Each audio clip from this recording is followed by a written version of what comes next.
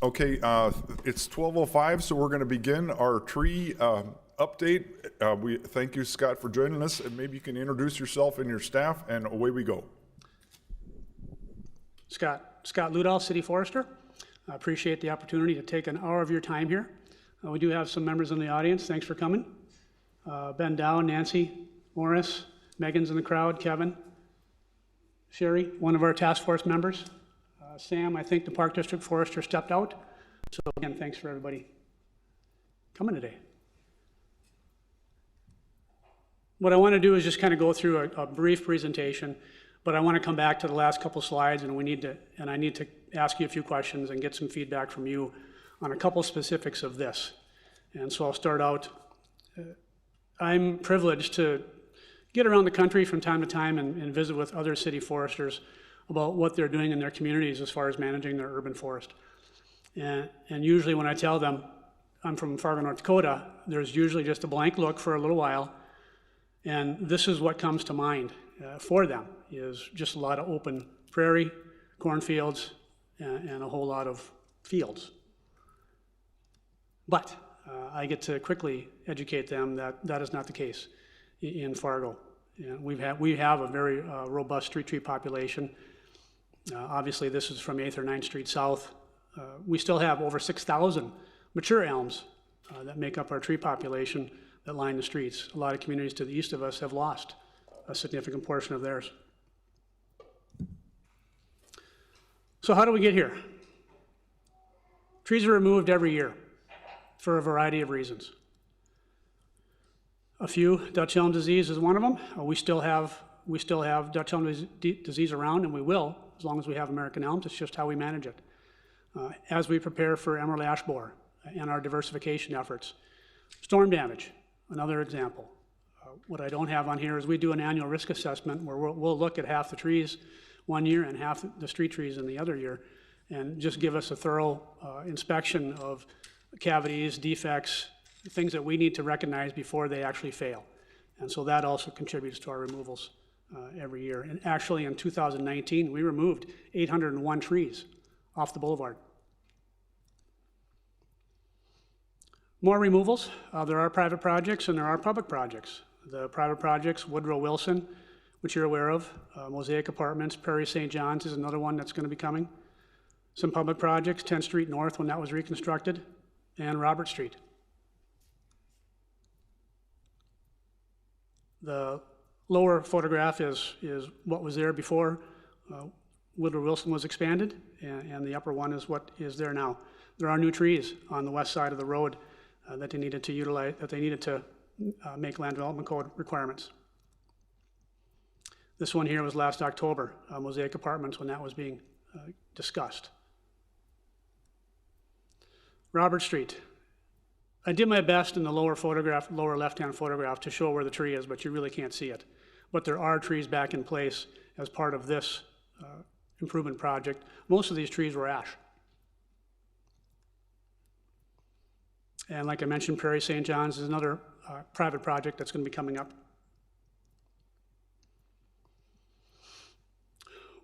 What we are starting to see in the last 3 to 5 years, as some of the existing neighborhoods are moving to redevelopment, what was houses there is no longer the case. And so some of the other structures are starting to show up with the redevelopment and the reconstruction activity.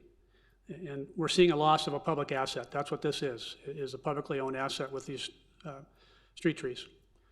Since that, there's been a good group of citizens and individuals that are very passionate and enthusiastic about trees and preservation. And I think we've done some good things since to try to utilize that passion and enthusiasm that they bring. In October 2019, it was discussed here in front of you. And at that meeting, there was some direction given. There was 3 things. One is work with appropriate staff to amend current ordinance, chapter 19, to include some type of language for preservation and protection. Number 2 was look at the zoning and land development code. We really aren't going to discuss this today because we just started looking at this and started studying what some of our options are going to be as we try to incorporate tree protection and preservation into these. And the third one was complete a canopy assessment. I think Commissioner Strand, you had brought that up. So since October, 2 task forces have been formed. One is the tree ordinance and one is the urban forest master plan. And the tree ordinance task force is members of forestry, planning, engineering, public works, park district, city attorney, NDSU, and we do have some community members on that task force as well. Excuse me.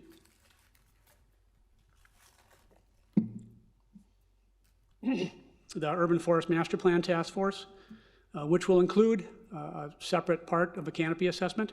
I'll talk about that more.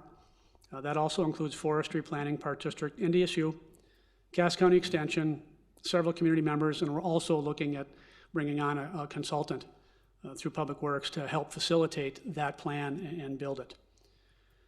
Since October, there's also been some interest from other municipalities around us just to see what we're doing and how we're going about it. City Moorhead is interested, and they're part of the task force with the Urban Forest Master Plan as well.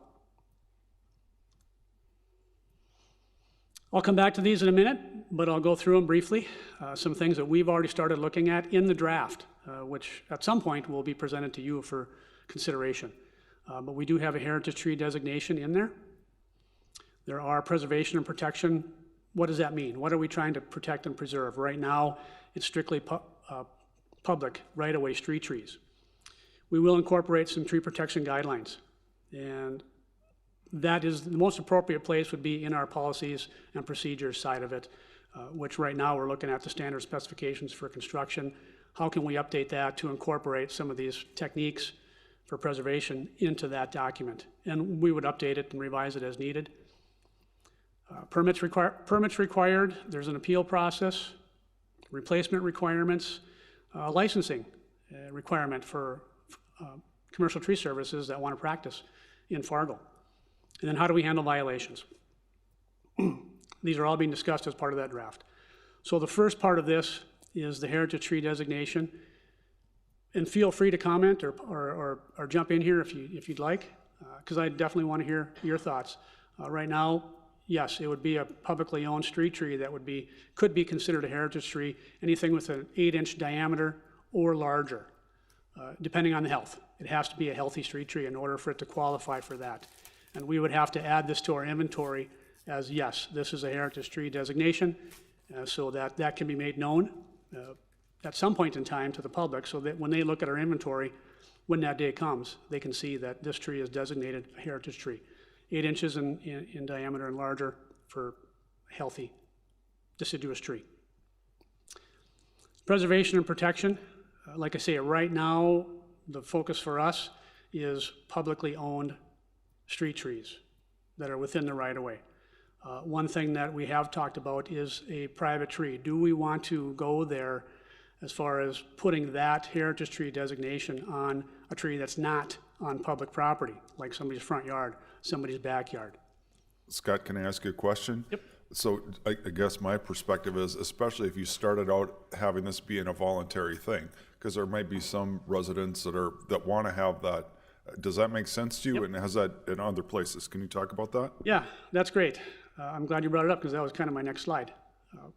This is an example. It's backyard American elm, champion tree in North Dakota, 1000 block of 9th Street South. And a couple things, there's definitely support from community organizations. I mentioned the FM Heritage Society. They are one of them that looks at not just preserving street trees, but also heritage trees on private property. So there's a lot of support there. Personally, from my perspective, the benefits of a large tree, yes, the benefits and services it provides, whether it's public or not, is still there. Can we or should we try to preserve that as well? City of Portland, kind of relates to what you just mentioned, that it's kind of an opt-in where the property owner initiates and basically nominates their tree to be designated as heritage tree. And once that's accepted, then it's recorded and actually continues along with the property indefinitely until some point where it's no longer designated a heritage tree. So that may be one way to slowly try to work in some private property trees by the property owner initiating that. So heritage tree designation, Scott, provides some protection? Yes, It's not just a size and type of tree, there's more to it than, correct. tell us more about the protections, that designation, or what does that trigger, that designation, heritage tree? Basically, it triggers a process where if somebody wants to remove a heritage tree, and they would submit they have to get a permit. Whether it's a heritage tree or not, there's a permit that's given from the forestry department. If that tree is designated as a heritage tree, then there's a process that they have to go through, preferably follow our preservation and construction guidelines to keep the tree around. But if it didn't work, if they didn't want to do that, then the permit is rejected. It comes up to you as an appeal, and it's talked about at that point in time. And if it's approved, then it falls under replacement guidelines that go with that heritage tree removed. In the example, the draft that we're looking at, 8 inches or above, the replacements are an inch to inch. You take an 8-inch tree out, replace it with 4 2-inch trees. That's part of it. If it's not a heritage tree, it could be defective.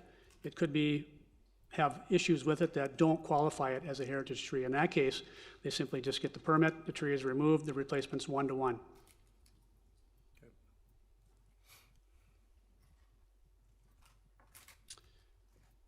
The permit requirements, just like I mentioned, there is a process that we are starting to outline in this draft.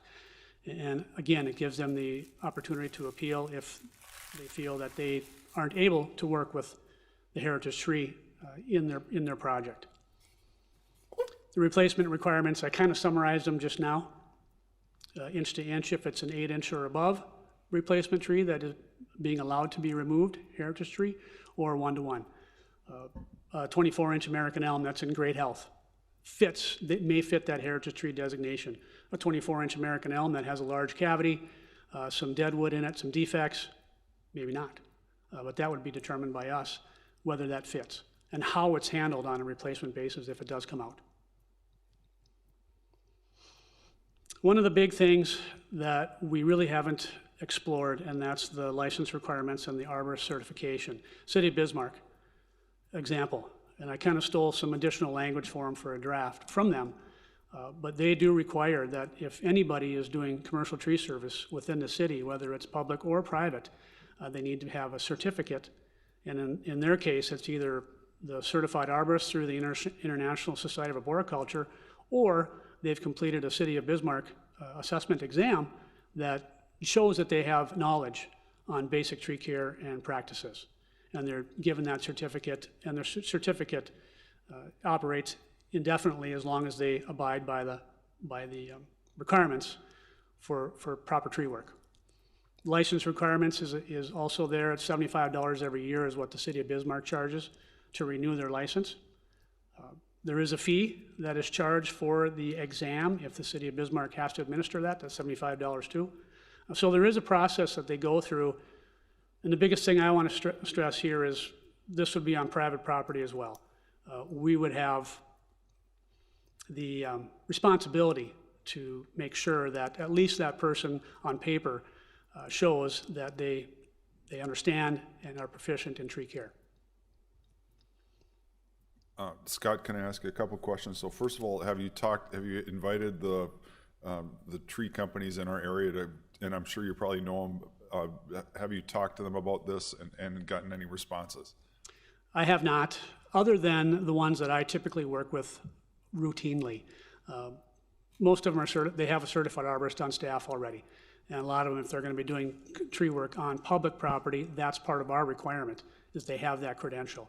The smaller operations, no, I haven't brought this to them yet as far as a possibility that this may exist.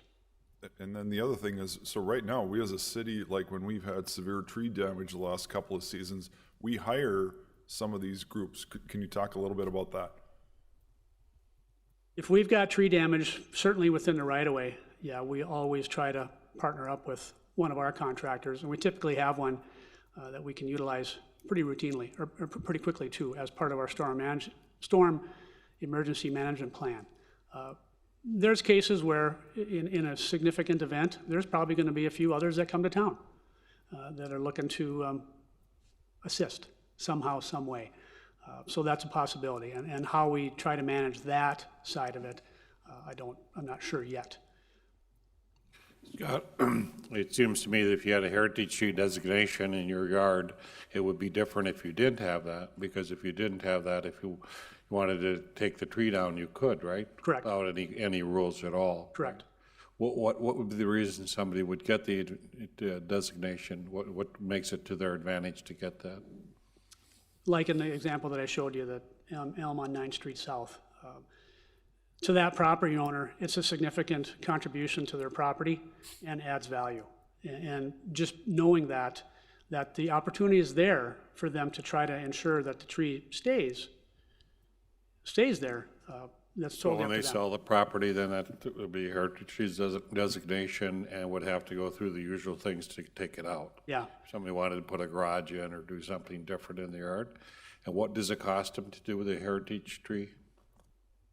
Right now, there's no cost that we've incorporated into any of the draft as far as that designation goes.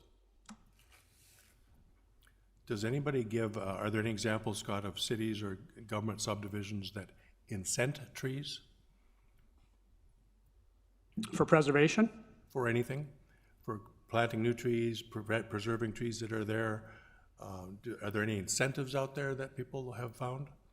I haven't seen any really good examples, but I'm sure that there are some incentives that if you're able to protect a grove of trees somehow, some way, or a tree that adds value to or work around it, that adds value to the project, yeah, there likely is some incentives out there that are given, maybe in the form of some storm water requirements, something along those lines that they may get credits for, as an example, because they have so many large trees on the property.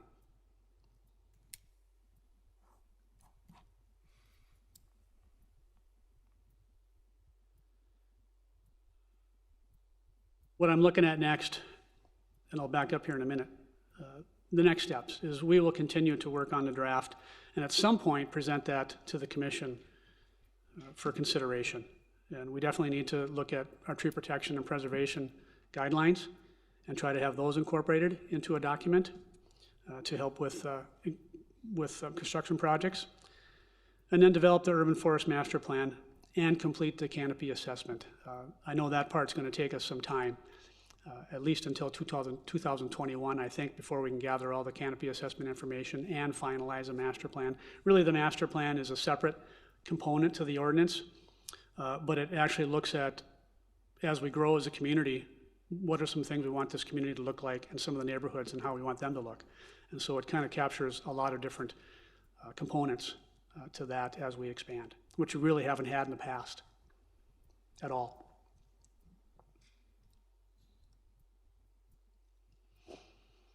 So, thoughts, questions, the designation, the applicability part of it, permit requirements, licensing, go there, don't go there. Mr. Chair, so I think I want to have you talk to the different, and I'll give you my perspective. It's hard to find them when we've had tree damage. They have so much business, and I think it's important that they're doing correct practices. And so, but I would wish you would at least talk to them and have them in for an open house or whatever you do. Yep. And I'm sure you know all of them better than I do, but just I think from my perspective, to talk to the industry would be a good thing as far as the next step, if that makes sense to you. Yep. Something that occurs to me, Scott, when we're looking at especially the heritage trees is, and maybe it'd be really nice to come up with a thank you to citizens who protect a tree. Not just that they're doing it, but if we can find some way of acknowledging that or giving them a little tax break or something like that, something that'll say thank you, because it's an investment to do that and it's for the greater public good to do those trees. That's one thought. Another question I have in my mind is, how much does the city regulate what kind of trees people put in and what recommendations, and how available are those recommendations to the public? Some trees can really, I don't know trees very well at all, I'm a tree hugger, and I'm gonna go out on a limb for a moment, but some of these trees will really go down and have root systems that can do immense damage to underground systems. Do you have recommendations or guidelines for people? What, I don't know what types of trees do more spreading out or go more down, what I mean, are less likely to hit your water line or your sewer lines? Yep. Your roof foundation, your basement foundations? For the boulevard, for public right-of-way trees, absolutely. We regulate what goes in, where, and the species, and the spacing and all that, and that's taken into consideration too. Also, the site itself. Certain trees will do really, really well in the mature parts of town. Certain trees won't do very, very well in other parts of town that are heavily clay and compacted soils. But on private property, I know the nurseries work with the property owners to try to fit their needs as best they can with the site.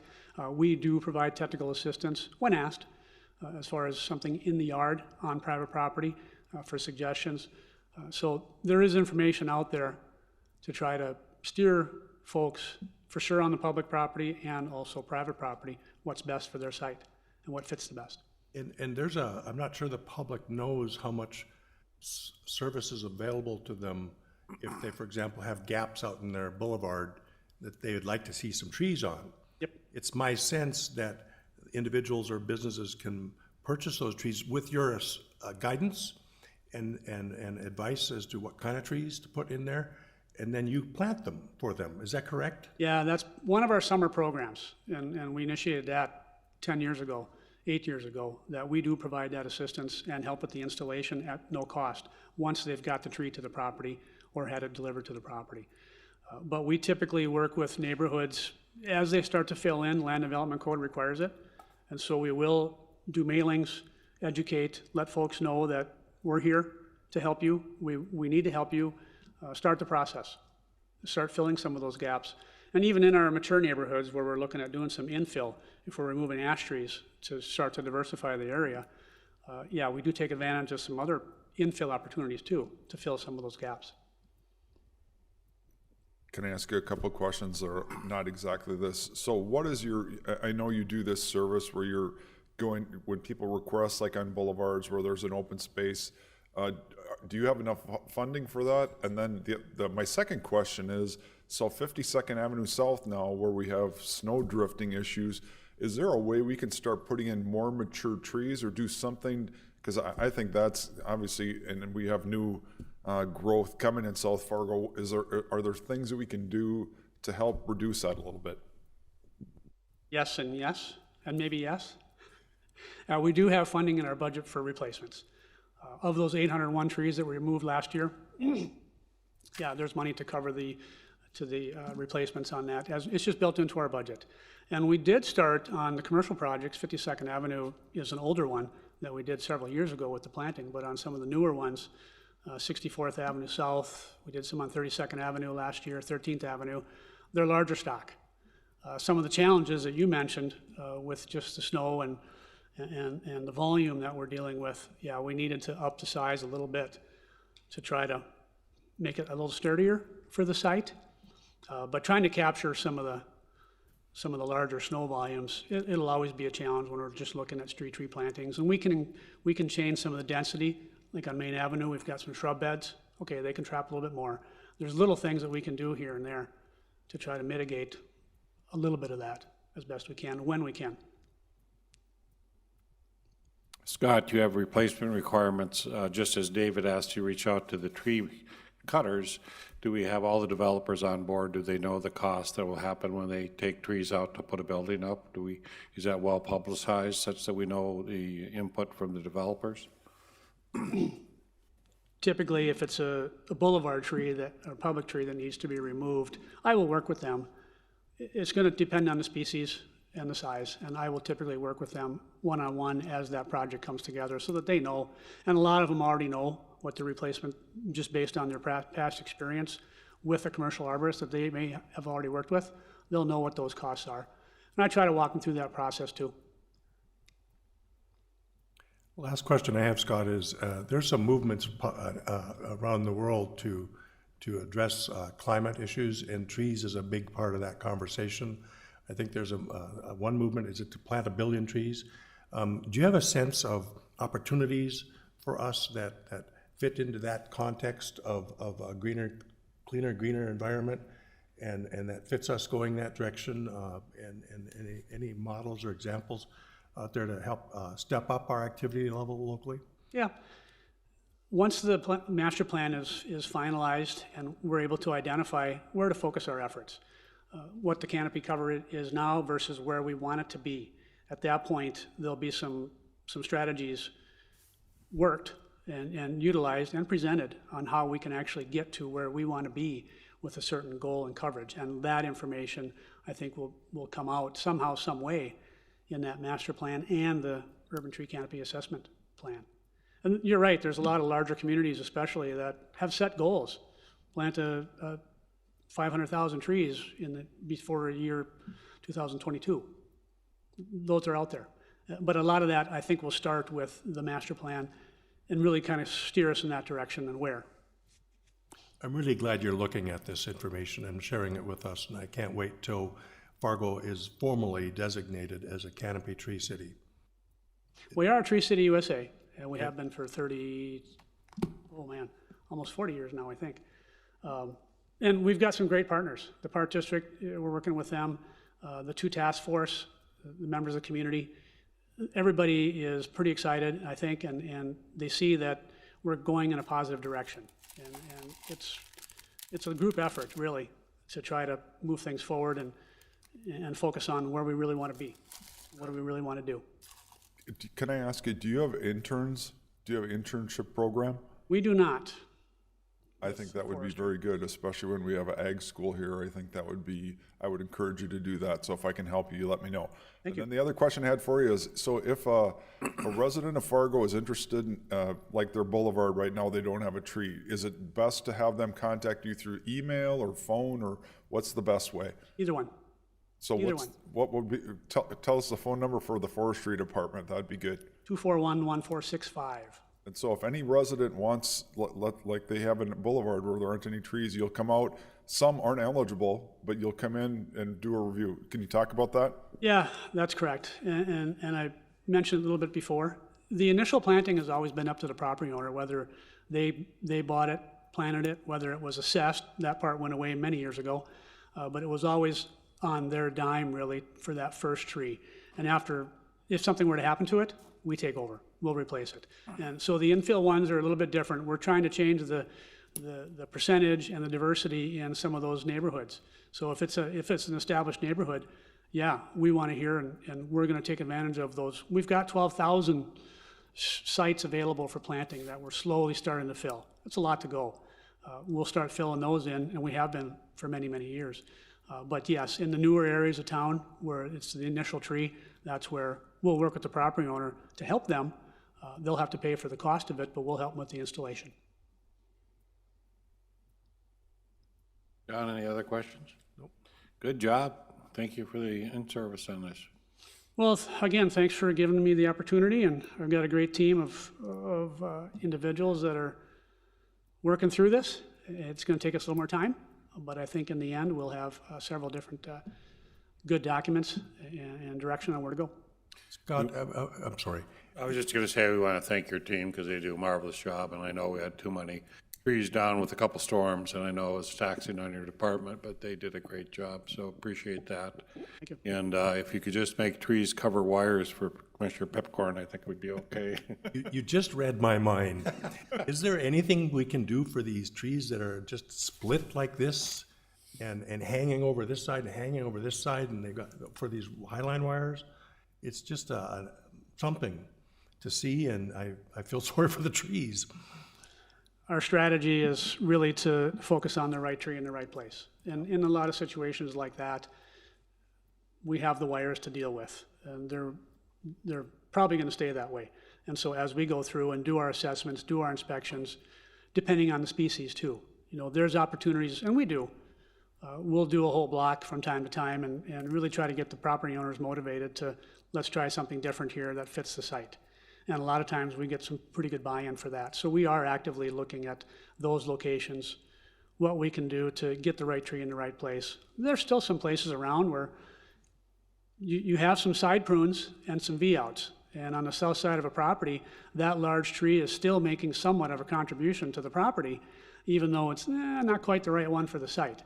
So we have some of those cases too, but we're routinely looking at taking those out and replacing them with something that's more suitable. Thank you. Thank you very much.